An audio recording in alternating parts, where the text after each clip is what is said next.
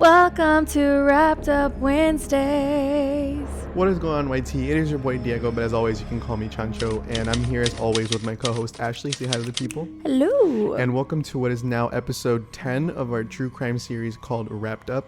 And today's story was actually suggested by one of our subscribers named Witch Van. So whoever you are, thank you so much. We appreciate the story recommendation. Today we have a story on our first serial killer that we're going to cover on the channel. Now, I know we tend to cover like other types of cases, but today's case is just so absolutely crazy. So a lot of times when we hear the term serial killer, we tend to think of guys like Ted Bundy, the Night Stalker, people like that, but you tend to think Jeffrey Dahmer. I know he gets a lot of media attention and a lot of stuff gets done on him, but a lot of times we tend to think that serial killers were just, you know, at another time, like just so long ago, the 70s, serial killers don't really happen anymore. But what if I told you guys that today's serial killer was actually like 10 years ago? This is a really, really recent story that we're going to cover today. This actually went down when Ashley and I were still in high school. So today's story is the story of Israel Keyes. If you guys are new to the channel, then we want to welcome you guys. If you guys are returning viewers to Wrapped Up, thank you guys for always tuning in and on Wednesdays for new stories that we want to share with you guys. And welcome to the only show on the entire internet where the title Wrapped Up not only describes the cases that we talk about, but it also describes your co-hosts. If you guys are interested in true crime just like Diego and I, then we totally encourage you guys to like and subscribe to our channel, and also leave a comment down below if you have any stories that you want for us to bring to light, or not necessarily bring to light, but if you guys just want us to talk about it. Now, we're going to get into a really quick disclaimer. Warning: the following contains descriptions of crime scenes and other materials that some may find disturbing. Viewer discretion is advised. We want to say that we mean no disrespect to the victims or the families involved. All right, you guys, so let's go ahead and get straight into today's story. We're going to give a little bit of background on some like exposition information into the story. So let's go right into it. So Israel Keyes was born on January 7th, 1978 in Richmond, Utah, and he was actually the second born out of 10 children, so he had a big family, and he grew up attending the Fundamentalist Church of Jesus of the Latter-day Saints, or the LDS Church as people know it. He was actually homeschooled, and he was actually taught the Christian beliefs of the church. In 1983, at the age of 5, Israel's dad actually decided to leave the church and move his family over to Colville, Washington, and this is kind of a big no in the LDS community. Now, we're not exactly experts on the LDS church, but from what we understand, it's kind of not a good thing. You're basically ostracized by your community and your family should you choose to leave the LDS church. Mm-hmm. So they were excommunicated and isolated from their families and their friends that were still remaining in the church. And so the Keyes family actually struggled financially and socially because of their decision to leave the LDS church. So Israel and his family actually lived in a 1-bedroom cabin, no electricity, no water. It's like harsh living conditions. And while they were living in Colville, Washington, Israel began to attend another church that was called the Ark. Now, the Ark, not a good church. I mean, it says they practice white supremacy and a white supremacist Christian ideology. And while he was attending this church, Israel became friends with another future murderer named Chevy Kehoe. I'm sorry if it's Kehoe or Kehoe, I'm not too sure. Growing up, Israel and his family and his siblings were forced to sleep in tents, and they actually were resorting to hunting for food, chopping firewood, and they worked at local farms in order to support the family. Now, this is where it starts to get dark, straight from Israel's childhood. He was, as we were mentioning, forced to hunt for his food, and because of that, he was, you know, getting into the act of killing animals, and he started to make a hobby out of hunting that was anything that had a heartbeat. Now, from what we know from murderers and like typical traits that people pick up from their past when they're little, if a child starts off torturing or doing bad things to animals, it's not exactly a good place to start, because that'll later escalate into something worse when they grow up. So Israel also claims that he skinned a deer alive in front of his church friends, and because of this, the other kids were like starting to get freaked out by him. And one girl actually said that Israel, even from a young age, made her skin crawl. I know I would be super like weirded out if somebody For said, sure. "Hey, I like to skin deers alive." Well, not only that, he did it in front of them as of like, it was like a funny or cool thing in front of them, you know? So in a way, it kind of felt like that was his way to be accepted.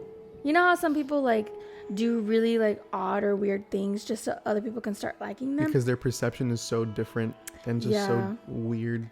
But Out I of don't like normal. So Israel would also claim that he would use BB guns to shoot at the neighbors' houses, and he would start to make fires in the woods and to break into people's houses just for fun. So here we start seeing a pattern of criminal activity even from such a young age. And while he was breaking into these people's homes, he also liked to take their guns from their house, and then he would take these guns and sell to other people. Now, moving forward into Israel's teenage years, he was different from everybody else, and he noticed and started picking up that he was basically not fitting into what people considered the norm. And it led him into becoming very antisocial and to sort of distance himself from all the other teenagers around him at his school and stuff. And instead of talking to other people and trying to maybe like make friends or be social, he would actually write in a journal where he would write his what he called daily sins.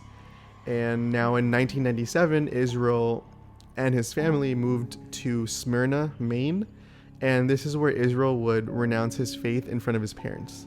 And because of this, because he, renounced his faith, his parents kicked him out of the house, and they basically said that he was blaspheming, and they told his other siblings that Israel basically doesn't exist in our lives anymore. You're not going to contact Israel anymore. He's not a part of this family.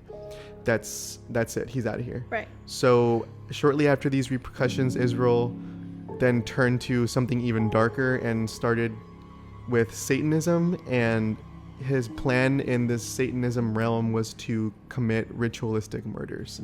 And that's just a little bit of background showing how Israel, just from like, as soon as he was little, he started doing things that were really dark, continued through his teenage years, and now we're going to go straight into chapter 2, where we're going to talk about all the horrible things that he did as an adult.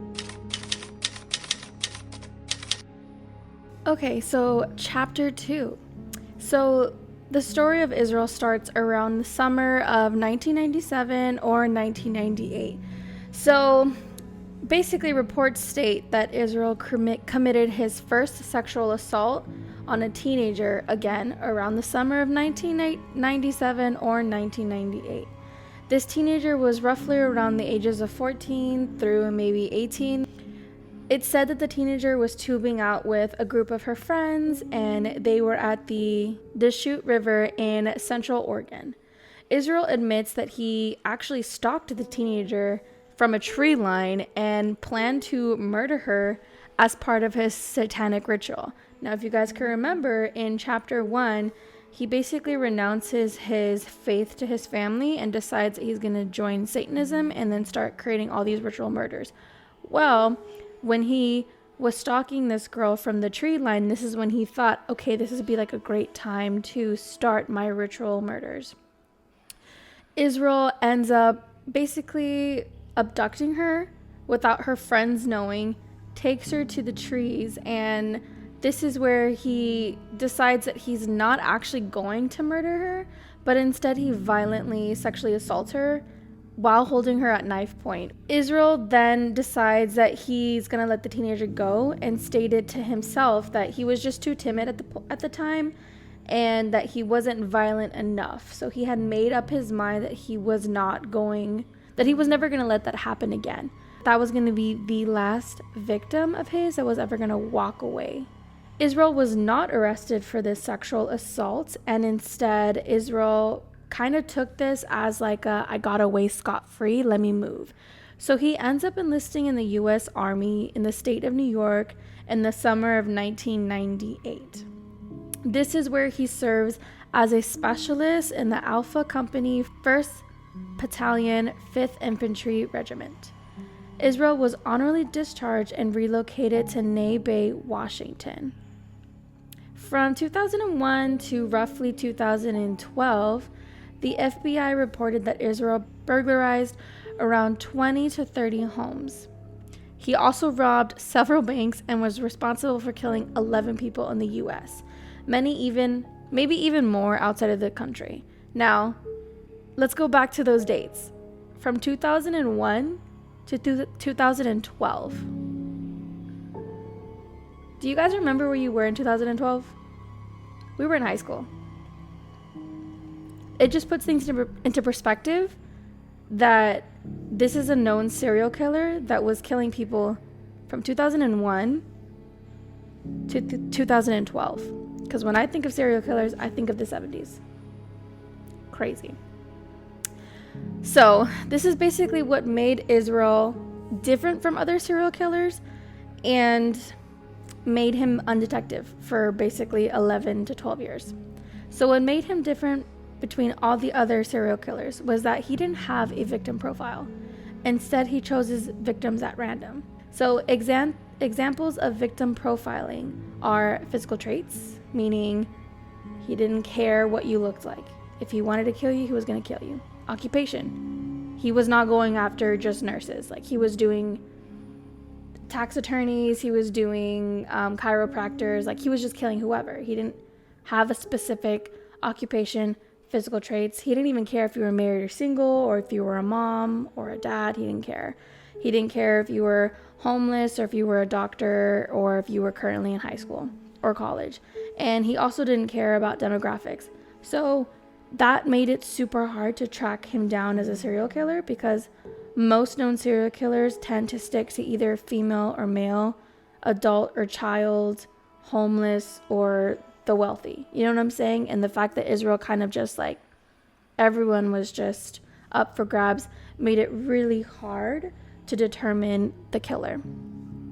Reports claim that Israel planned his murders in advance, meaning no thrill kills and no spur of the moment or like stuff like that. It was just, I see her, I see him, I want it, I gotta have it. And he avoided detection at all costs, which meant that Israel tended to kill far from his home. He never killed twice in the same location. He always turned off his cell phone, and he always paid for things in cash. And then on top of that, he had no connection to the victim whatsoever. Again, because this was a random person he selected. To avoid detection even further, Israel preferred to conduct his killings at campgrounds or isolated areas.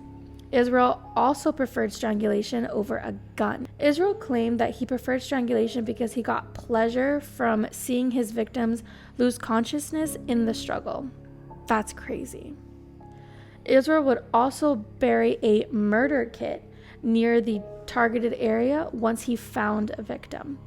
His murder kits have been found in Washington, Wyoming, Texas, and Arizona that we know of. But that's where they've been discovered. As a youth, Israel read Mindhunter inside the FBI's elite serial crime squad. Israel stated, "I probably know every single serial killer that's ever been written about. It's kind of a hobby of mine." Israel stated that Ted Bundy was actually his idol. Israel claims that he chose not to kill children or parents of children due to the fact that he had a daughter. He was afraid that if his daughter found out who he was and about his killings, that she would be super upset about who his victims were. The FBI doesn't believe Israel because they suspect that Israel was responsible for so many disappearances and murders of these following people. So this is a list of who the FBI believe were victims of Israel but can't necessarily confirm it. So the first one is Julie Marie Harris, a 13-year-old Special Olympics medalist in skiing.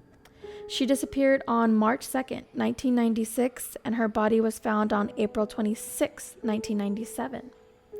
So this just goes completely contradicting to what he said, that he chose not to kill children because this girl was only 13. Exactly. So go on. And the next girl too, so yeah, it doesn't make any sense, but according to Israel, he did not kill children or mother of children. So that same girl, Julie Marie Harris, she lived in the same area that Israel lived in. So when she ended up missing and then ended up dead, they kind of pointed the fingers at her, but Israel never confirmed or nor denied that he killed her. So there's that too. The next victim is Cassandra Cassie Emerson, a 12-year-old girl who went missing after the remains of her mother, Marlon K. Emerson, were found in their burnt-out trailer on July 27, 1997. Cassie's remains were found in 1998, about 13 miles from the trailer. Israel had stated prior to that he committed his first arson in Washington. So when he admitted that he did arson in Washington, they went back and they saw that this mother and daughter were actually burned in their trailer. So they were kind of like, he probably did this. Israel claimed he killed 5 people in Washington and 1 person in New York. Cops are still going over unsolved murders and missing persons to determine which cases were the works of Israel. The next victim was Mary Cooper, 57, and Susanna Stratton, 27, were again another mother and daughter duo who were shot to death while hiking in Washington State in 2006. The next victim is Randy Ann Malix Gorenberg, a 52-year-old woman who was abducted on March 23, 2007 from the Boca Town Central Mall parking lot. Within an hour, her body was found in a different location with 2 fatal bullet wounds. Israel had relocated to this area and was suspected of being the Boca killer. So after Washington, he moved to Florida, basically.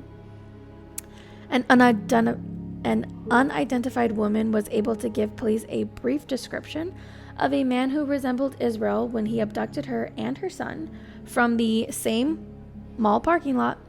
The kidnapper let them go after he made the woman withdraw cash from her bank. The next victim is Nancy Bociccio, 47, and Joey Pociccio Hauser, 7. This mother and son were found fatally shot in their car while parked at the Boca Town Central Mall on December 12, 2007. Next victim is Madison Maddie Geraldine Scott, a 20-year-old, disappeared on May 28, 2011 after attending a party at a campsite near Vanderhoof, British Columbia. Her remains were found in May 2023 near Vanderhoof, which is a 33-hour drive from Anchorage, Alaska. Israel lived in Alaska at the time, so he went from Washington to Florida to Alaska. Israel stated that he preferred to choose victims by how unlikely it was to be linked to them. And he stated this: "I would let my victims come to me. In some remote locations, when Israel was asked if he ever killed anybody in Canada, he said," and I quote, "Canadians don't count." The next victim is James Jimmy Lamar Tidwell Jr., a 58-year-old electrician who disappeared in Texas on February 15, 2012. He was last seen at 5:30 a.m. while finishing up his night shift. On February 16, 2012, a bank robbery took place in Texas. The culprit was believed to be Israel, who was wearing a white hard hat similar to Jimmy's. The culprit also had dark hair. Israel was interrogated for the bank robbery. Israel stated that he wore a wig that was human hair. Now, how he got that human hair, I have no idea. But he had this to say: "You don't have to buy real hair to get real hair." Okay. Next victim is William Bill Scott Currier, 49, and Lorraine Simone Currier, 55. A married couple from Vermont were murdered on June 8, 2011. Israel hid a murder kit near the Currier's house in 2009. In the murder kit was a handgun, silencer, ligatures, ammunition, and garbage bags. Israel broke into the Currier's home, where Israel used the handgun in the murder kit to kill Bill. Israel sexually assaulted and strangled Lorraine. Their bodies have never been found to this day.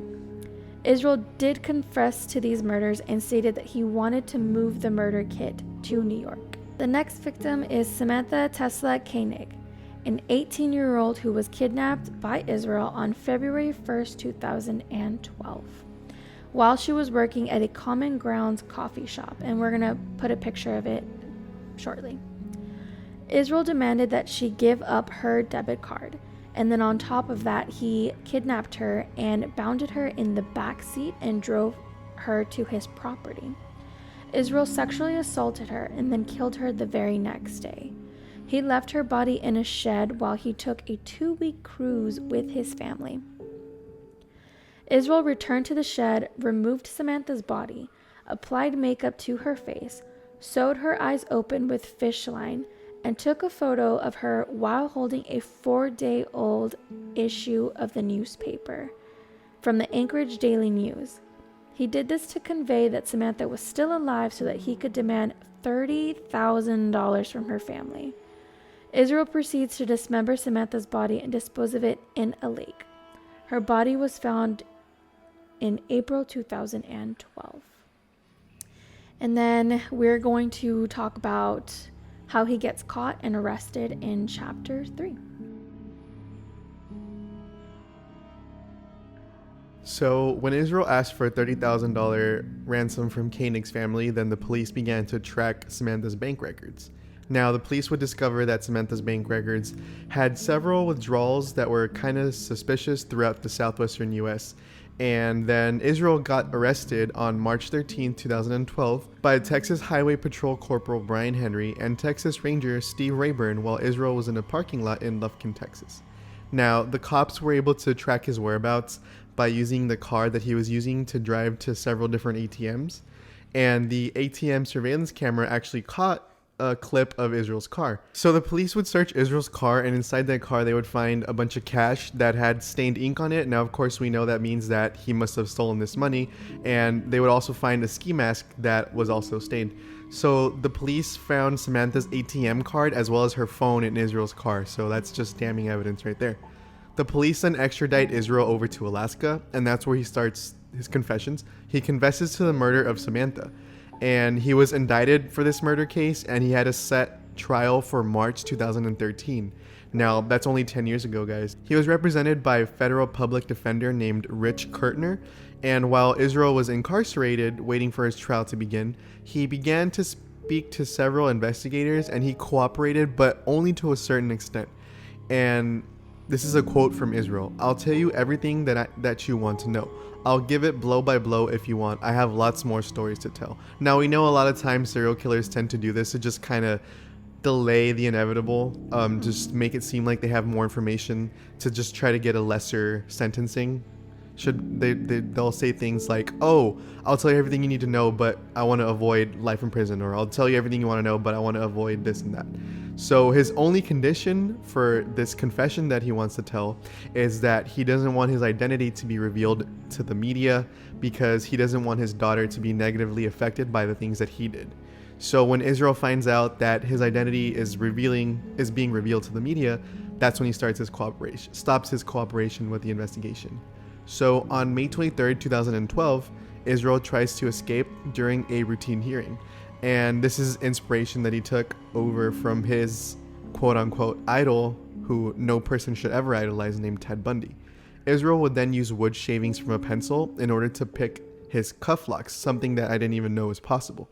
So a U.S. Marshal was able to use a taser in order to subdue him.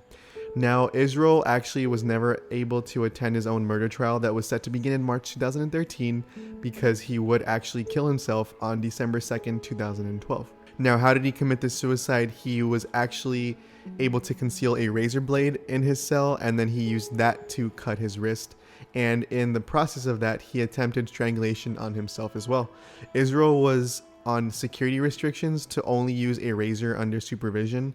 Israel would also leave a suicide note under his body as an ode to murder. Now, this ode to murder note had no clues on any of his possible victims.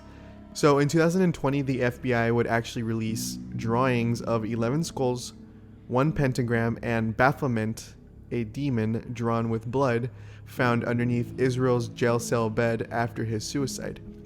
In one of these drawings, a phrase "we are one" was written at the bottom. The FBI would believe that the 11 skulls that were found on this drawing represented how many victims that Israel actually killed.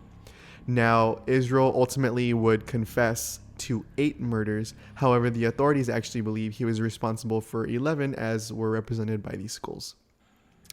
Now, this concludes the story of how disgusting and how many things Israel chose to do in his life that were super wrong, and horrible, horrible acts that he committed, murders, and just terrible things that he did throughout his life.